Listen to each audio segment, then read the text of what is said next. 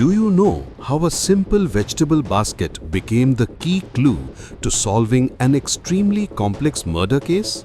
Then you must not skip today's video. The incident took place in the heart of Kolkata, Kalighat. Early in the morning, a brutal murder occurred in the bedroom of a flat inside a residential building. The mutilated body of 60-year-old Manju Ghoshal was discovered. The respectable woman was lying face down on the bed. Her nightgown was almost completely soaked in blood. When Manju Devi's body was turned over, it was found that her throat had been slit. Her abdomen had been stabbed with a sharp weapon, causing her intestines to spill out. There was also a strike mark on one cheek. Why such extreme brutality in broad daylight, just a few hundred meters away from Kalighat police station? About 700 meters from Kalighat police station, just a short walking distance from where the Baramtala Ashar Sangha Durga Puja is held, stands this residential building on Nepal Bhattacharya Street. The flat had 2 bedrooms, and both had been completely ransacked by the attacker or attackers. Marks on the wardrobe clearly showed that there had been an attempt to force it open, but they failed. It didn't take much intelligence to understand that after the murder, looting, or at least an attempt at looting, had taken place. From Kalighat police station, the officer in charge informed the DC South and the head of detectives at Lal Bazar. Almost simultaneously, the 2 senior IPS officers left for Kalighat. Meanwhile, local residents were gripped with extreme fear, and questions were also being raised about the role of the police station. Welcome to Real Crime Show. Welcoming you to another episode. Today, we bring you a horrifying story where once again, trust comes under question. Even after Manju Devi was murdered inside her own flat, 10 more days passed. Despite using source after source, the detectives at Lal Bazar failed to reach any conclusion. Investigators often depend heavily on sources, but sources only provide external information. So the investigating officer tried to enter the killer's mind. Manju Ghoshal lived alone in the second-floor flat. Her husband had passed away many years earlier. The body was first discovered by her upstairs neighbor from the 3rd floor, Dolly Roy. The 2 women shared a very close friendship. The first information to the police was given by Dolly's husband, Shekhar Roy. Manju Ghoshal had only one daughter, Mansi. Mansi Mitra's in-laws' house is in Siti, Dumdum. By nature, Manju Ghoshal was extremely cautious and never opened the door to strangers. Yet on the day of the incident, 2 teacups were found placed on the table inside the flat, and another broken cup lay on the floor nearby. Police assumed that 3 people had been sitting together and drinking tea, and that they were all known to Mrs. Ghoshal. The brutal manner in which the attack was carried out suggested at first glance a personal motive. It was also evident that there was not just one killer, at least 2 were involved.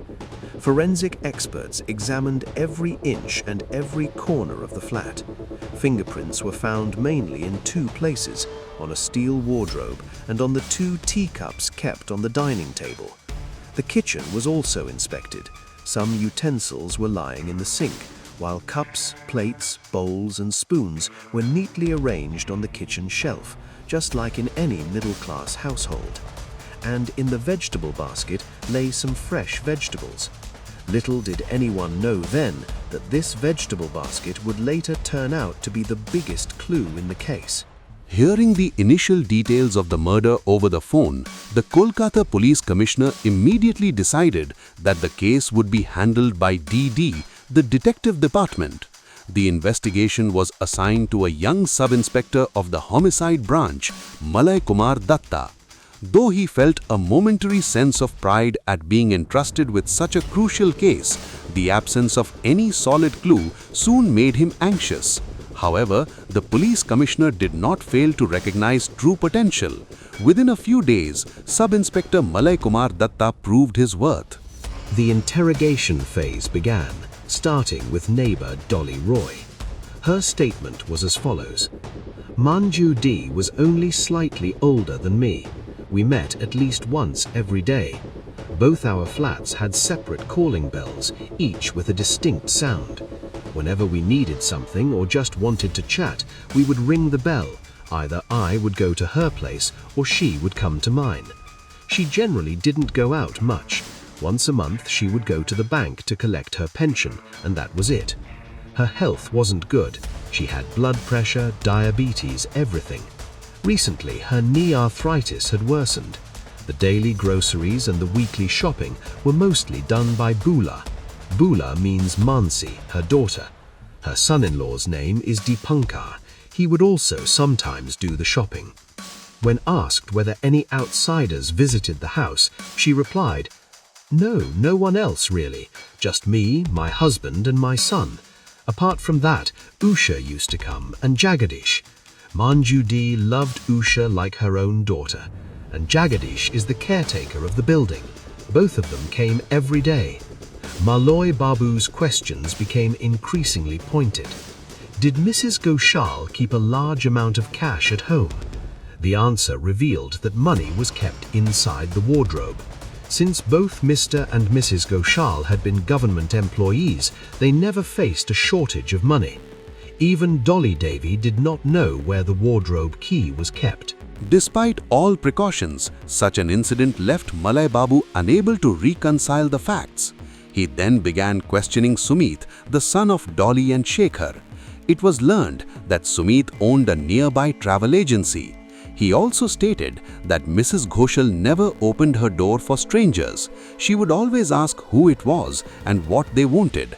However, on the day of the incident, around 9:30 a.m., a newspaper salesman had arrived with a combo offer. Sumit handed over the salesman's visiting card to Malay Babu. Could the mystery be hidden here? The post-mortem report stated that the murder took place between 9 and 10:30 in the morning. The building had 2 blocks with a total of 32 flats and more than 100 residents. Naturally, the interrogation process was lengthy. After that, the police began matching mobile call detail records.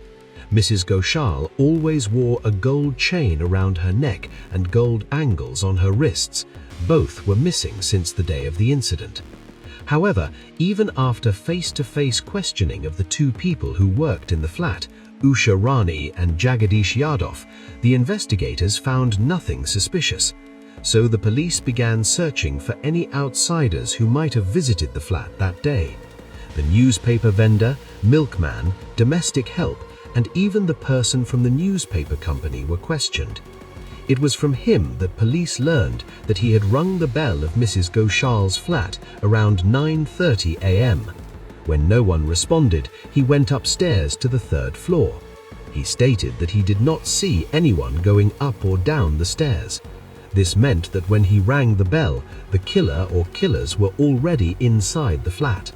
So the question remained, who was inside? Instead of unraveling, the mystery only got more tangled. Malay Babu had no concrete clue in hand, but the investigation couldn't stop. He spoke briefly with Mrs. Ghoshal's daughter. The suspect list wasn't expected to be long. Mrs. Ghoshal would open the door only for familiar people, so it was certain the killer or killers were known to her. The crime could have been committed by 1, 2, 3 or even more people. Ultimately, the final suspect list would likely contain no more than 5 or 6 names. Yet, despite carefully separating truth from falsehood, Malay Babu still couldn't reach a conclusion. The question arises, who exactly is this Usha D whose name keeps coming up in this case? Usha D had been working for Mrs. Ghoshal for over 10 years. Mrs. Goshal's daughter said that Usha loved her mother like her own. The thought that Usha could be involved in such a crime was unimaginable, a nightmare. She was considered part of the family. Usha lived in Canning. After her husband's death, she lived alone. She had one daughter who was married. The daughter had visited the house several times, and once after marriage, she even came along with her husband. Jagadish Babu also worked in many flats in the building. No one had ever heard anything bad about him either. Despite continuous questioning, even nearly a week after the incident, Malloy Babu could not see any ray of light in the darkness. No clue was falling into place. And then came a twist. Babu began losing patience. He discovered that Sumit Roy's travel agency business was not going well. He desperately needed money. That meant Sumit had both motive and opportunity. The time he claimed to have left for work matched exactly with the time of the murder. Could Sumit be involved in the crime? Babu began suspecting that even if Sumit had not committed the murder himself, he could have gotten someone else to do it. After all, Sumit had the perfect means to gain entry into the flat. But the question remained, whether it was Sumit or someone else, what was the real gain? Selling those few pieces of jewelry would fetch at most 10,000 rupees and perhaps a little more cash from bags or drawers. In this case, the killers were unlucky. The wardrobe key was kept by Mrs. Ghoshal inside a small bottle in the kitchen, and they failed to find it. When the police later discovered the key, it became clear that despite committing murder, the criminals had failed to achieve their primary objective. Surveillance on Sumit was intensified. Within a few days, Malay Babu arrived early in the morning at his senior officer's residence. He reported that Sumit's call records showed a conversation with a lawyer the night before to file for anticipatory bail. Malay Babu personally contacted the lawyer and confirmed it. On senior orders, Sumit was brought to a small, plain interrogation room at Lal Bazar. The atmosphere there is such that even hardened criminals begin to break without any force or persuasion. Did Sumit confess there? When question after question is fired calmly while maintaining direct eye contact, even the strongest defenses begin to crumble. Malloy believed the same would happen with Sumit Roy. But reality proved otherwise. Sumit neither broke nor bent. He said, "Yes, I spoke to a lawyer, and I was right to do so. In the last 7 days, you have questioned me 5 times, twice at home and 3 times by calling me to this police station. I assumed you were planning to arrest me, so shouldn't I consult a lawyer?" In a calm voice, Malloy Babu replied, "We've questioned many others multiple times and will do so again if needed. But no one else thought about anticipatory bail. Why did only you feel the need to contact a lawyer? Besides, you had motive. Your business wasn't doing well, we verified that. You thought you could kill Manju Ghoshal and grab all the money. You rang the same bell your mother used to ring, came downstairs, entered the house, drank tea and then hacked her to death. I don't know who was with you, that you'll have to tell us, Mr. Roy." Even then, Sumit stood firm. "Look, Mr. Datta, I won't say what you want to hear because that would be a lie. Your theory is fabricated, pure imagination. I didn't commit the murder. I didn't. And just like that, all the investigating officers' tension deflated like a punctured balloon. By November 18, 2009, 12 days after the murder, the darkness still didn't lift. Police had no Saturdays, no Sundays, no families. Yet Malay Babu didn't know that a ray of hope was about to appear very soon. While eating at a roadside dhaba, the biggest clue of the case suddenly struck him. While eating at a roadside dhaba, Malloy Babu got into a small argument with the dhaba manager over whether the vegetables were fresh or stale. During the exchange, the manager suddenly said that almost every day, fresh vegetables were delivered by train from Canning and Lakshmikantapur. They supplied not only the dhabas but also nearby rice hotels and many houses in the neighborhood. Arguing over such trivial vegetables made Malloy Babu feel rather foolish. But he had barely taken a few steps out of the dhaba when lightning struck his mind. The discomfort vanished instantly, replaced by a surge of intense excitement. Before his eyes appeared a vivid image, fresh vegetables kept in a basket in Manju Ghoshal's kitchen on November 6th.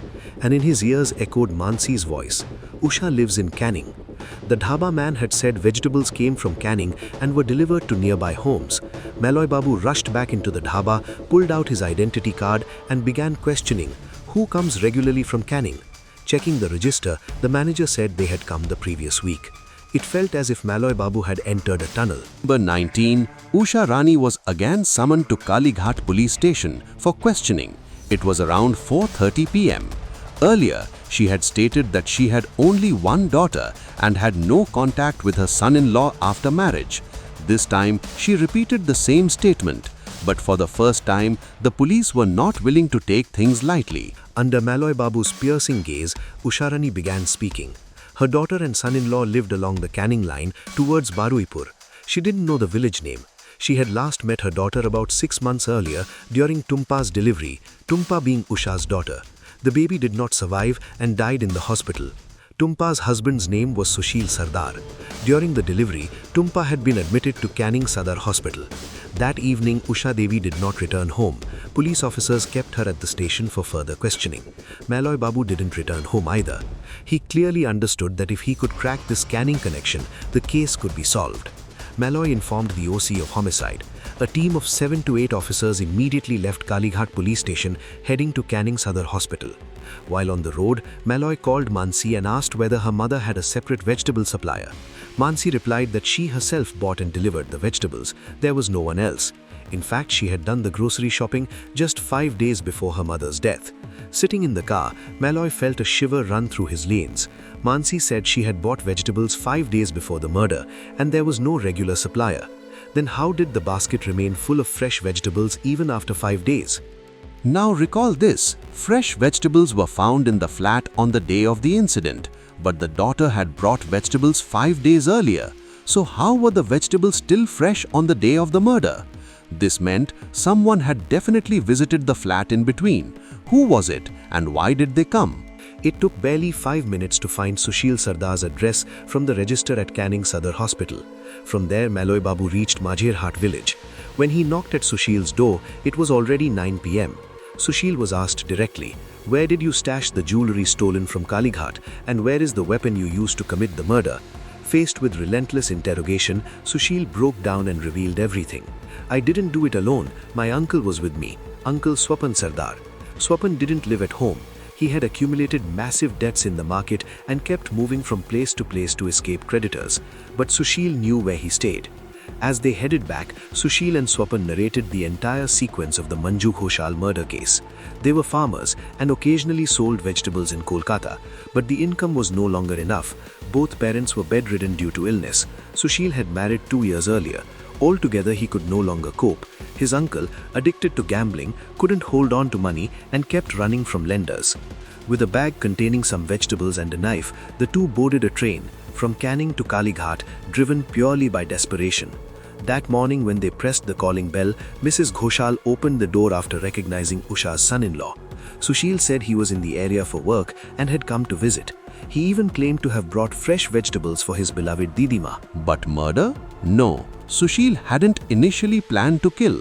Driven by financial desperation, one day he remembered his Kalighat grandma. After marriage, Tumpa's mother had taken them to her house. Tumpa's mother had worked there for years. He knew that simply asking for money wouldn't work, so he planned to snatch it instead. He shared the plan with his uncle, who agreed. The plan was to demand money and, if refused, forcibly take it. That's how the blueprint of this crime was formed. Mrs. Ghoshal made tea and the three sat down to drink it. During the tea, Sushil said he desperately needed money and asked for it as a loan. Hearing this, Mrs. Ghoshal was first shocked, then angry. She asked whether Usha, Sushil's mother-in-law, knew about this request. Sushil replied that she did not. This enraged Mrs. Ghoshal further and she asked them to leave. To prevent Manju from screaming, Swapan pressed a cloth over her mouth and punched her. The blow from his ring scratched her cheek. Realizing they could no longer let her live, Sushil stabbed her in the stomach and throat. Writhing in pain, Manju Devi soon became completely still. While desperately searching for the wardrobe key, the bell rang once, but they did not open the door. When they failed to find the key, they grabbed around 2,000 rupees and removed the jewelry from Manju Devi's body. Cracking the door open slightly to check if anyone was around, the two silently slipped downstairs. To destroy evidence, while fleeing, Sushil discarded the bag along with the knife in bushes near Baliganj station. As per his statement, both the knife and bag were recovered. The looted jewelry were pawned by Swapan in a shop in Baruipur. Those too were recovered. The shopkeeper identified Swapan in court and Mansi identified her mother's jewelry. Additionally, the fingerprints found in the flat matched exactly with those of Sushil and Swapan. In a confidential court statement, Swapan confessed to his crime. Finally, in September 2017, the court delivered its verdict. In the final verdict of the High Court, both Swapan and Sushil were sentenced to life imprisonment. Their guilt was proven in the eyes of the law. But buried deep within this case is an even darker truth. Manju opened the door because she saw a familiar face. She trusted them and paid for that trust with her life. Within minutes of sharing tea, trust turned into terror. Manju was brutally murdered inside her own home, trapped by her own faith. The essence of this story is simple. The most dangerous weapon is trust, and the cruelest crime is betrayal. That's all for today. We'll return next week with another spine-chilling real-life crime story on Real Crime Show, one that may sound like fiction but is absolutely true. If you liked the episode, don't forget to like, share and subscribe. Namaskar.